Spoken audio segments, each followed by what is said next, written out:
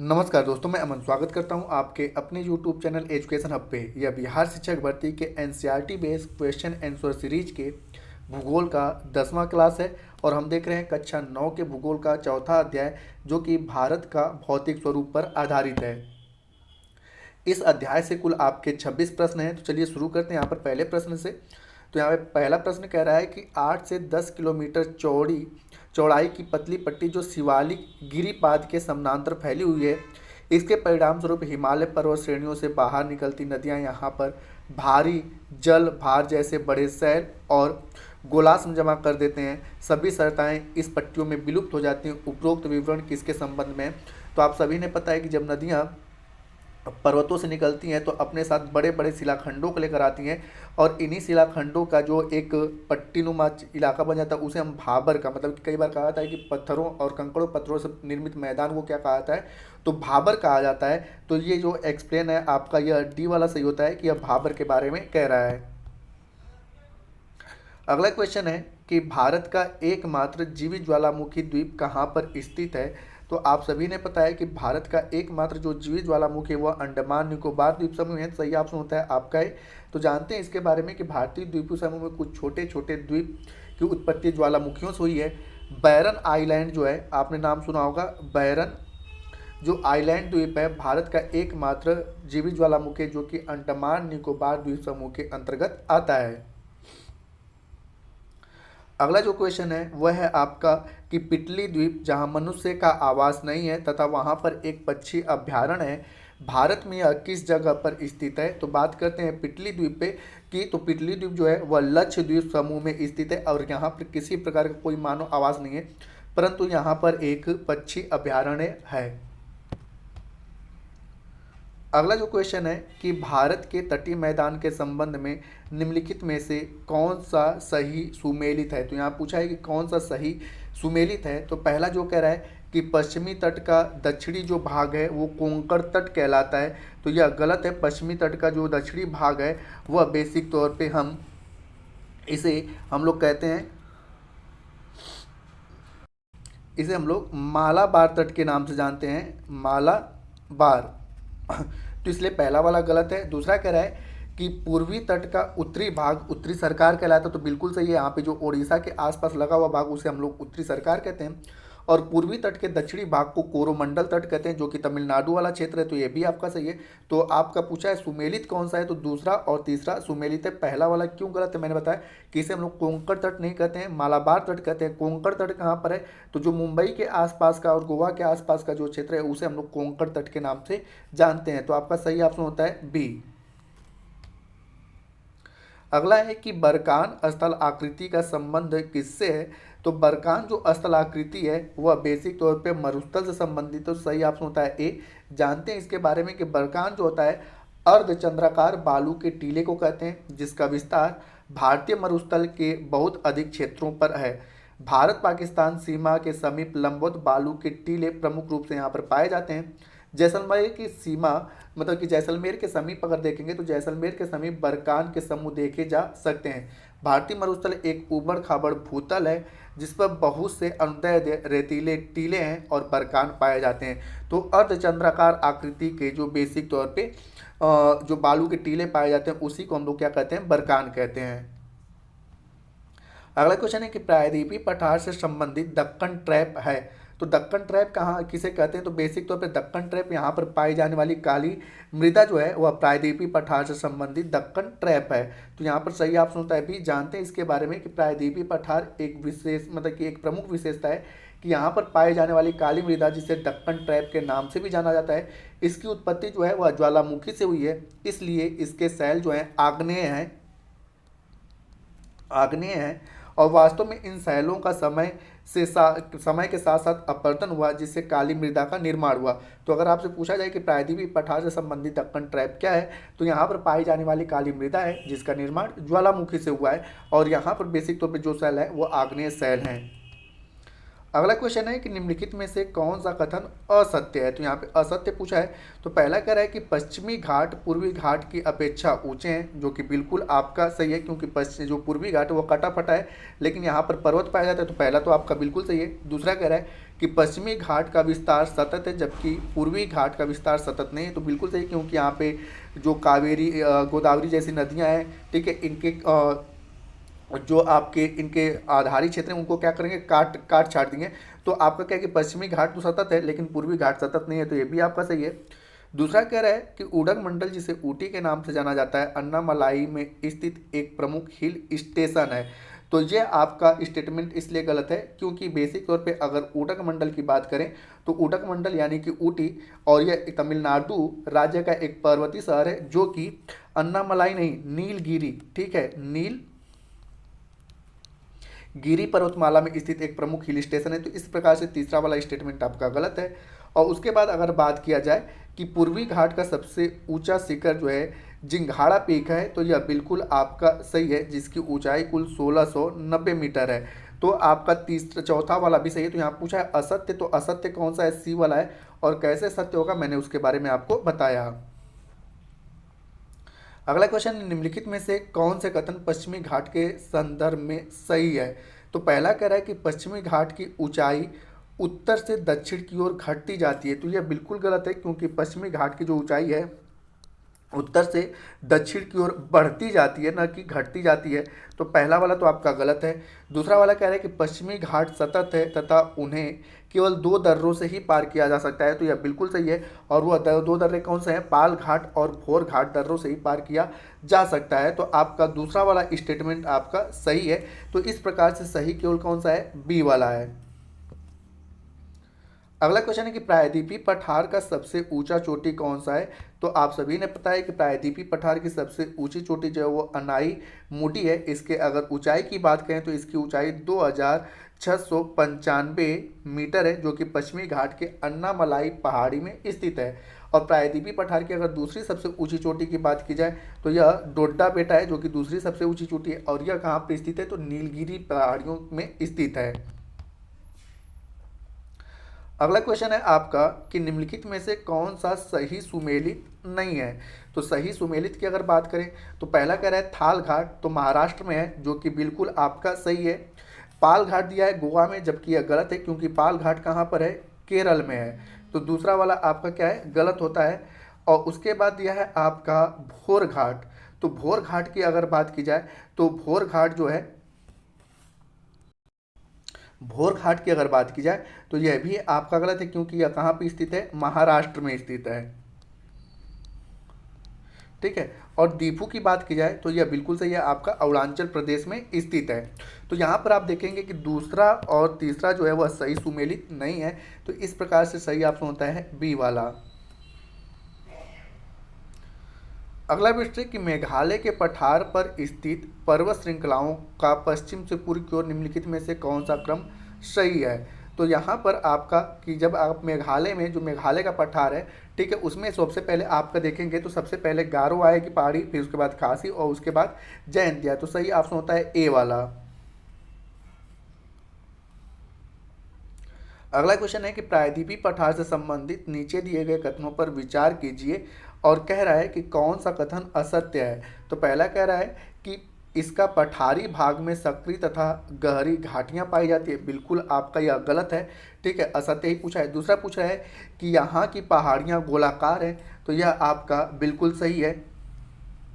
और तीसरा कह रहा है कि यह भारत के प्राचीनतम और स्थिर भूभागों में से एक है। तो यह भी आपका सही है। तो यहाँ पे पूछा है असत्य कौन सा है।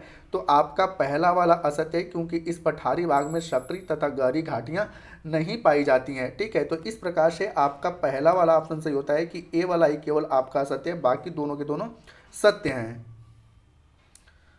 अगला क्वेश्चन कह रहा है कि उत्तरी मैदान के संदर्भ में निम्नलिखित में से कौन सा कथन सत्य है। तो यहाँ पे कूट करके दिया हुआ है। तो पहला कह रहा है कि उत्तरी मैदान का सबसे अधिक भाग पुरानी जलोढ़ मृदा से निर्मित है। बिल्कुल सही है, नदियों द्वारा लाई गई मिट्टियों से जो बनती है वह जलोढ़ मृदा होती है। तो बिल्कुल आपका सही है। दूसरा कह रहा है कि उत्तरी मैदान के बांगर क्षेत्र का मृदा चूनेदार निक्षेप पाए जाते हैं। ये भी आपका सही है।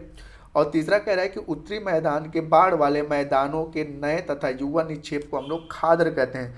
तो ये भी स्टेटमेंट आपका सही है। तो इस प्रकार से सही ऑप्शन होता है डी वाला कि पहला, दूसरा और तीसरा सभी के सभी ऑप्शन सही है। तो जानते हैं कि उत्तरी मैदान का सबसे विशालतम भाग जो है वह पुरानी जलोढ़ मृदा से निर्मित है। वे नदियों के बाढ़ वाले मैदान के ऊपर स्थित हैं तथा वेदिका जैसी आकृति प्रदर्शित करते हैं। इस भाग को बांगर के नाम से जाना जाता है। इस क्षेत्र की मृदा बेसिक तौर पे चूनेदार निक्षेप पाए जाते हैं, जिसे स्थानीय भाग में भाषा में कंकड़ के नाम से जाना जाता है। जो बांगर होते हैं उसे स्थानीय भाषा में क्या कहा जाता है, कंकड़ कहा जाता है। बाढ़ वाले मैदानों के नए तथा युवा निक्षेपों को हम लोग खादर के नाम से जानते हैं।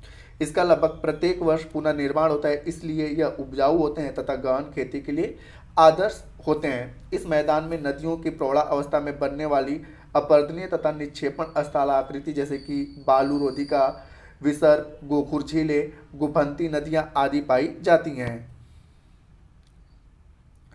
अगला क्वेश्चन है कि निम्नलिखित कथनों पर को ध्यान से पढ़िए और कह रहा है कि आपका कौन सा कथन सत्य है। तो पहला कह रहा है कि भारतीय प्लेट गोंडवाना प्लेट से अलग होने के बाद दक्षिण की ओर प्रभावित हुई, जो कि बिल्कुल आपका गलत है, क्योंकि भारतीय प्लेट जो था वह गोंडवाना प्लेट से बेसिक तौर पे अलग होकर उत्तर की ओर, ठीक है, प्रभावित हुई थी, ना कि दक्षिण की ओर। इसको हम लोग आगे देखेंगे। पहला कह रहा है कि दूसरा कह रहा है कि भारतीय प्लेट और यूरेशिया प्लेट के टक्कर के परिणाम स्वरूप ही हिमालय पर्वत का विकास हुआ। तो यह बिल्कुल आपका सही है। और सत्य पूछा है तो आपका सही ऑप्शन होता है बी वाला। अब इसके बारे में जानते हैं कि भारतीय प्रायद्वीप भाग सबसे प्राचीन भूभाग गोंडवाना का हिस्सा है और गोंडवाना के भूभाग के विशाल क्षेत्र के भारत, ऑस्ट्रेलिया, अफ्रीका, दक्षिण अमेरिका तथा अंटार्कटिका के क्षेत्र शामिल हैं। संवहनी धाराओं ने भूपर्पटी को अनेक टुकड़ों में विभाजित कर दिया और इस प्रकार भारत ऑस्ट्रेलिया की प्लेट गोंडवाना भूमि से अलग होने के बाद उत्तर दिशा की ओर प्रवाहित हुई, न कि दक्षिण दिशा की ओर। उत्तर दिशा की ओर प्रवाह के परिणाम स्वरूप भारतीय प्लेट अपने से अधिक विशाल प्लेट यूरेशियन प्लेट से टकराई और इस टकराव के कारण दोनों प्लेटों के बीच स्थित 33 भूसन्नति अवतलन अवसाद के कारण वलित होकर एक हिमालय पर्वत का रूप लिया। अगला क्वेश्चन है कि नीचे दिए गए कथनों में से कौन सा कथन सत्य है। तो पहला आपका कह रहा है कि गंगा के मैदान का विस्तार घग्गर तथा तीस्ता नदियों के बीच का है, तो आपका बिल्कुल सही है। दूसरा कह रहा है आपका कि हरियाणा और दिल्ली राज्य सिंधु और गंगा नदियों तंत्रों के बीच जल विभाजक का कार्य करती हैं, तो हरियाणा और दिल्ली राज्य सिंधु और गंगा नदी तंत्र के बीच जल विभाजक है। ये भी स्टेटमेंट आपका सही है। और अगला कह रहा है कि ब्रह्मपुत्र का मैदान गंगा के मैदान के पश्चिम में स्थित है, तो यह स्टेटमेंट आपका गलत होता है, क्योंकि ब्रह्मपुत्र का मैदान जो है वह गंगा के मैदान के पूर्व में स्थित है, न कि पश्चिम में स्थित है। तो इस प्रकार से सत्य कौन सा है, तो पहला और दूसरा आपका सत्य होता है और उसके बाद आपका तीसरा वाला असत्य होता है, तो सही ऑप्शन होता है बी। अगला है कि पंजाब के मैदान का निर्माण किन नदियों के द्वारा होता है। तो जब हम बात करते हैं पंजाब के मैदान की, तो पंजाब में बेसिक तौर पे 5 नदियां हैं और वह 5 नदियां कौन कौन सी हैं, सिंधु है, झेलम है, चिनाब है, रावी है, व्यास है और सतलज है। तो इन नदियों से बेसिक तौर पे पंजाब के मैदान का निर्माण होता है। अगला है कि नदी मैदान के संदर्भ में दोआब क्या है। तो आप लोग बहुत पहले से जानते हैं कि दो नदियों के बीच की भूमि को हम लोग क्या कह लेते हैं, दोआब कह लेते हैं। और इस प्रकार बेसिक तौर पे जो दोआब की मतलब मिट्टी होती है वह काफ़ी उपजाऊ होती है, ठीक है। तो यहाँ पर आपका दोआब का मतलब होता है दो नदियों के बीच की भूमि। तथा अगर इसकी बात करें तो दोआब जो है दो शब्दों से मिलकर बना है, दो और आब। दो का मतलब होता है दो और आब का मतलब क्या होता है, पानी। तो दो पानियों से घिरा हुआ बीच का जो क्षेत्र होता है उसे हम क्या कर लेते हैं, दोआब कहते हैं। इसी प्रकार पंजाब जो शब्दों से मिलकर बना है, पंज धन आब, ठीक है, पंज धन आब। तो 5 पानियों से घिरा हुआ क्षेत्र को क्या हम क्या कर लेते हैं, पंजाब कहते हैं। तो आप यहाँ पे समझ सकते हैं, हालांकि दोआब की बात हुई है, दोआब क्या है, दो नदियों के बीच का भाग, और आब मतलब क्या होता है, पानी होता है। अगला क्वेश्चन है कि भारत का उत्तरी मैदान किन नदी प्रणालियों से बना हुआ है। तो अगर हम भारत के उत्तरी मैदान की बात करें, ठीक है, जो भारत है उत्तर में, तो यहाँ पे गंगा है मुख्य नदी, उसके बाद सिंधु है और इधर पे आपका ब्रह्मपुत्र है। तो ये पूरा का पूरा जो मैदान आपका बना हुआ है गंगा, सिंधु और ब्रह्मपुत्र नदी प्रणाली से आपका बना हुआ है। तो आपका सही ऑप्शन होता है सी। अगला जो क्वेश्चन है इसको मैचअप करना है। तो यहाँ पे सूची 1 और सूची 2 दिया हुआ है। तो यहाँ पर नदी के आधार पर आपका हिमालय का विस्तार के बारे में पूछा गया है। तो यहाँ पे कहा गया है कि पंजाब हिमालय किसे कहते हैं। तो आपका ए का सही होता है 4 कि सतलज से सिंधु के बीच का जो मैदान होता है उसे हम लोग पंजाब हिमालय के नाम से जानते हैं। दूसरा दिया हुआ है कुमायूं हिमालय। तो कुमायूं हिमालय की अगर बात करें तो सतलज से काली नदी के बीच के भाग को हम लोग बेसिक तौर पे कुमायूं हिमालय के नाम से जानते हैं। तो ये तीन हो जाता है। उसके बाद दिया है नेपाल हिमालय। तो काली नदी तथा तीस्ता नदी के बीच के क्षेत्र को हम लोग क्या कर लेते हैं, नेपाल हिमालय के नाम से जानते हैं। उसके बाद आपका आता है असम हिमालय। तो यहाँ पर होता है कि तीस्ता से दिहांग के बीच के क्षेत्र को हम लोग असम हिमालय के नाम से जानते हैं। तो ये आपका सही मैचअप होता है। ठीक है, तो ये आपका सही मैचअप होता है। अब यहाँ पे आपका अगर बात किया जाए तो यहाँ पे बेसिक तौर पे है कि यह जो है हिमालय का नदी के आधार पर वर्गीकरण है। ऐसे हम लोग हिमालय को 4 पार्टों में पढ़ते हैं। ठीक है, ट्रांस हिमालय, महान हिमालय, उसके बाद हम पढ़ते हैं आपका शिवालिक श्रेणी और बाह्य हिमालय, इस प्रकार से। लेकिन अब उसके बाद आपसे पूछा जाता है कि नदी के आधार पर जो है हिमालय का वर्गीकरण, तो ये नदियों के आधार पर हिमालय का वर्गीकरण है। और इस प्रकार से भी यह नदी जो होता है हिमालय को 4 पार्टों में बांटता है। ठीक है, अगला है कि निम्न हिमाचल तथा शिवालिक के बीच स्थित लंबोद घाटी को क्या कहते हैं।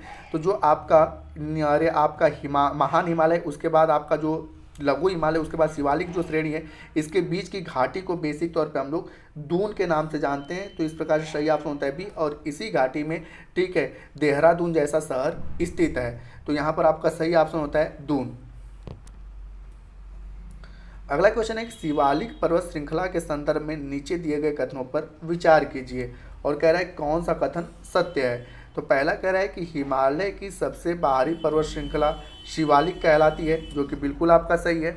और दूसरा कह रहा है कि ये पर्वत श्रृंखलाएं असंपीड़ित अवसादों से बनी हुई है। तो यह भी आपका बिल्कुल सही है। तो सही ऑप्शन होता है आपका सी वाला, कि दोनों के दोनों स्टेटमेंट सही हैं। अब जानते हैं कि हिमालय की जो सबसे बाहरी पर्वत श्रृंखला है उसे बाह्य हिमालय या शिवालिक श्रेणी के नाम से जाना जाता है। यह जो है वह 10 से 50 किलोमीटर जो है वह चौड़ा है। ये पर्वत श्रृंखलाएं उत्तर में सुस्थित मुख्य हिमालय यानी कि महान हिमालय की श्रृंखलाओं से नदियों द्वारा लाए गए असंपीड़ित अवसादों से बनी है। ये घाटी बजरी तथा जलोढ़ मिट्टियों की मोटी परत से बेसिक तौर पे ढकी हुई है।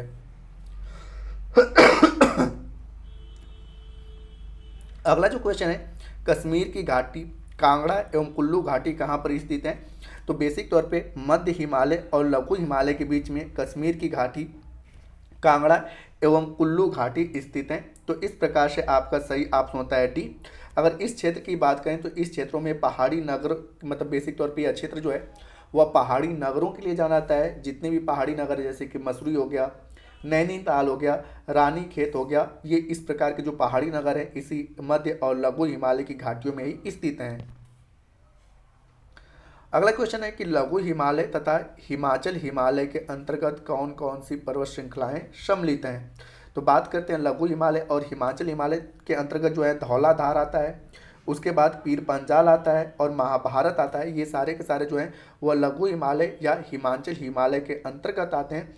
इस प्रकार से आपका सही ऑप्शन होता है बी वाला, कि ये 1, 2, 3 जो हैं वह लघु हिमालय यानी कि हिमाचल हिमालय के अंतर्गत आते हैं। अब इसके बारे में जानते हैं कि पीर पंजाल, धौलाधार एवं महाभारत पर्वत श्रेणियाँ भी जो है लघु हिमालय यानी कि हिमाचल हिमालय में ही स्थित हैं। पीर पंजाल पर्वत श्रृंखला सबसे लंबी तथा सबसे महत्वपूर्ण पर्वत श्रृंखला है। जबकि हम बात करें धौलाधार की तो सबसे दक्षिण में स्थित यह पर्वत श्रृंखला है। पीर पंजाल रेंज से बनिहाल दर्रा जम्मू कश्मीर को श्रीनगर को जोड़ता है और इस दर्रे में बनाई गई सुरंग को हम लोग जवाहर सुरंग, वर्तमान समय में इसका नाम अटल सुरंग भी हो गया है। उत्पत्ति और संरचना की दृष्टि से जो जास्कर श्रेणी है यह बेसिक तौर पे बृहद हिमालय का क्षेत्र है। ठीक है, बृहद हिमालय का। आपने हिमालय को पता है कि 4 भागों में बांटते हैं। सबसे पहले है आपका ट्रांस हिमालय, उसके बाद है आपका बृहद हिमालय, उसके बाद मध्य या लघु हिमालय या हिमाचल हिमालय, और उसके बाद जो सबसे चौथा पार्ट है इसे हम लोग शिवालिक श्रेणी के नाम से जानते हैं। तो जास्कर जो है वह बृहद हिमालय का भाग है। धौलाधार, पीर पंजाल, महाभारत जो है ये सभी के सभी आपके लघु या हिमाचल हिमालय के अंतर्गत आते हैं। अगला है निम्नलिखित में से कौन सी विशेषता मध्य हिमालय यानी कि लघु हिमालय पर्वत श्रृंखला की है। और यहाँ पर कूट दिया हुआ है। तो पहला कह रहा है कि यह हिमालय पर्वत श्रृंखला सबसे अधिक असतत है, ठीक है, जो कि बिल्कुल आपका सही है। दूसरा कह रहा है आपका कि इन पर्वत श्रृंखलाओं का निर्माण मुख्यतः अत्यधिक संपीड़ित तथा परिवर्तित शैलों से हुआ है, ये भी आपका सही है। और तीसरा कह रहा है कि दून इस पर्वतीय क्षेत्र की प्रमुख विशेषता है, तो ये आपका गलत है क्योंकि इसमें दून नहीं आता है। कैसे गलत है हम आगे एक्सप्लेन करेंगे।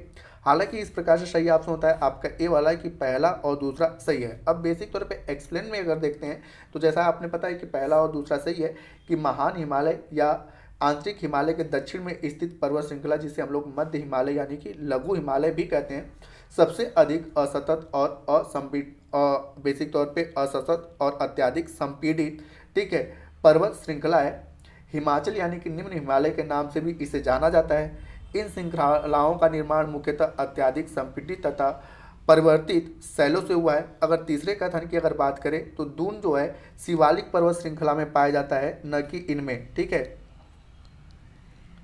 शिवालिक में पाया जाता है, जो कि जिसे हम लोग बाह्य हिमालय के नाम से भी जानते हैं, ठीक है, न कि मध्य हिमालय में पाया जाता है। इस प्रकार से तीसरा वाला स्टेटमेंट आपका गलत है। अगला क्वेश्चन है कि महान हिमालय या आंतरिक हिमालय के संदर्भ में निम्नलिखित दिए गए कथनों पर विचार कीजिए, और कह रहा है कि कौन सा कथन सत्य है। तो पहला कह रहा है हिमालय पर्वत श्रृंखला में यह सबसे अधिक सतत श्रृंखला है, जो कि बिल्कुल आपका सही है। महान हिमालय को हम लोग हिमाद्री के नाम से जानते हैं, इसी में विश्व की सबसे बड़े बड़े पर्वत श्रृंखलाएं स्थित हैं। दूसरा कह रहा है कि हिमालय के इस भाग की क्रोड ग्रेनाइट से बनी हुई है, यह भी आपका सही है। और तीसरा कह रहा है कि इस श्रृंखला में गर्मी के कुछ महीनों में बर्फ की परत पूरी तरह पिघल जाती है, तो यह बिल्कुल गलत है क्योंकि हिमालय के क्षेत्र में कभी भी बर्फ पूरी तरह नहीं पिघलती है। तो आपका सही ऑप्शन होता है ए वाला कि पहला और दूसरा तो सही है लेकिन तीसरा गलत है। अब यहाँ पर जानते हैं हम महान हिमालय के बारे में कि हिमालय पर्वत श्रृंखला के सबसे उत्तर में स्थित पर्वत श्रृंखला को महान हिमालय या आंतरिक हिमालय भी कहते हैं, जो कि सबसे अधिक सतत है। इसमें लगभग 6000 मीटर के औसत ऊंचाई वाले सर्वाधिक ऊंचे शिखर हैं, जिसमें कि माउंट एवरेस्ट, कंचनजंगा, नंगा पर्वत आदि महान हिमालय के वलय के प्रकृति के कारण ही उत्पन्न हुए हैं। दूसरा कथन सत्य इसलिए है कि हिमालय का इस भाग जो है वह बेसिक तौर पे क्रोड ग्रेनाइट से बना हुआ है। और बात करते हैं तीसरे स्टेटमेंट की, तो महान हिमालय पर्वत श्रृंखला हमेशा बर्फ से ढकी रहती है तथा इसमें बहुत सी हिमानियों का प्रवाह होता है। इस कारण से ही यहाँ पर हिम नदियाँ भी बेसिक तौर पे प्रवाहित होती हैं, लेकिन यह पूरी तरह से कभी पिघलता नहीं है। इस सेशन का अंतिम क्वेश्चन है कि नीचे दिए गए कथनों पर विचार कीजिए, और कह रहा है कि कौन सा कथन असत्य है। तो पहला जो आपसे कह रहा है कि हिमालय पर्वत श्रृंखला का विस्तार पश्चिम से पूर्व दिशा में सतलज नदी से लेकर ब्रह्मपुत्र नदी तक है, तो बिल्कुल आपका यह गलत है क्योंकि अभी हाल ही में मैंने बताया कि सतलज से यह दिहांग तक जाता है, आगे एक्सप्लेन हम करेंगे भी। अगला कह रहा है कि हिमालय पर्वत श्रृंखला की चौड़ाई पश्चिम से पूर्व की ओर घटती जाती है, तो यह बिल्कुल आपका सही है कि पश्चिम से पूर्व की ओर इसकी चौड़ाई घटती जाती है। और तीसरा कह रहा है कि हिमालय पर्वत श्रृंखला के पश्चिमी भाग की ऊंचाई पूर्वी भाग की ऊंचाई की अपेक्षा अधिक विविधता पाई जाती है। तो बेसिक तौर पे पश्चिमी भाग में हमें कम ऊंचाई देखने को मिलता है, जबकि पूर्वी भाग में हमें अधिक ऊंचाई देखने को मिलता है। इसलिए आप देखेंगे कि हिमालय पर्वत श्रृंखला के जितने भी ऊंचे पर्वत शिखर हैं वह ज़्यादातर पूर्वी भागों में पाए जाते हैं। इस प्रकार से तीसरा वाला भी स्टेटमेंट आपका गलत होता है। तो यहाँ पे पूछा गया है कि कौन सा कथन असत्य है, तो आपका सही ऑप्शन होता है बी कि पहला और तीसरा असत्य है। अब बेसिक तौर पे इसके बारे में हम जानें तो हिमालय पर्वत श्रृंखला जो है पश्चिम से पूर्व तक अगर बात किया जाए तो सिंधु से लेकर बेसिक तौर पे ब्रह्मपुत्र नदी तक विस्तृत है, न कि सतलज से लेकर ब्रह्मपुत्र तक। तो इस प्रकार से यहाँ पर सिंधु होना चाहिए, न कि सतलज होना चाहिए। तो पहला इस प्रकार से गलत होता है। दूसरा है कि हिमालय विश्व की सबसे ऊंची पर्वत श्रेणियों में से एक है। इसकी चौड़ाई जो है वह लगभग 400 किलोमीटर है, और अरुणाचल प्रदेश के साइड में इसकी चौड़ाई 150 किलोमीटर हो जाती है, अर्थात पश्चिम से पूर्व की ओर इसकी जो चौड़ाई है वह घटती जाती है। तो इस प्रकार से दूसरा वाला स्टेटमेंट आपका सही होता है। बात करते हैं तीसरे स्टेटमेंट की, तो हिमालय पर्वत श्रृंखला में पश्चिमी भाग की अपेक्षा पूर्वी भाग में बेसिक तौर पे अधिक विविधता हमें देखने को मिलता है। तो मैंने इसके बारे में भी आपको समझा दिया। तो हालांकि यहाँ पर सही ऑप्शन होता है सी, और क्यों पहला और तीसरा गलत है इसको मैंने बताया। तो दोस्तों ये जो था भूगोल का 10वां वीडियो था, और हम कोशिश करेंगे कि आपके एग्जाम तक कक्षा 10 के भूगोल के वीडियो को समाप्त कर दें, क्वेश्चन आंसर को। तो उम्मीद करता हूँ कि आपको यह वीडियो पसंद आया होगा। वीडियो पसंद आया तो वीडियो को लाइक करें, कमेंट करें तथा अपने दोस्तों के साथ शेयर करें। और चैनल पर नए हैं तो चैनल को सब्सक्राइब अवश्य करें तथा इस पीडीएफ को प्राप्त करने के लिए आप हमारे टेलीग्राम से जुड़ सकते हैं, जिसका लिंक वीडियो के डिस्क्रिप्शन में दिया हुआ है। तो वीडियो के अंत तक बने रहने के लिए धन्यवाद। मिलते हैं जल्दी नेक्स्ट वीडियो में।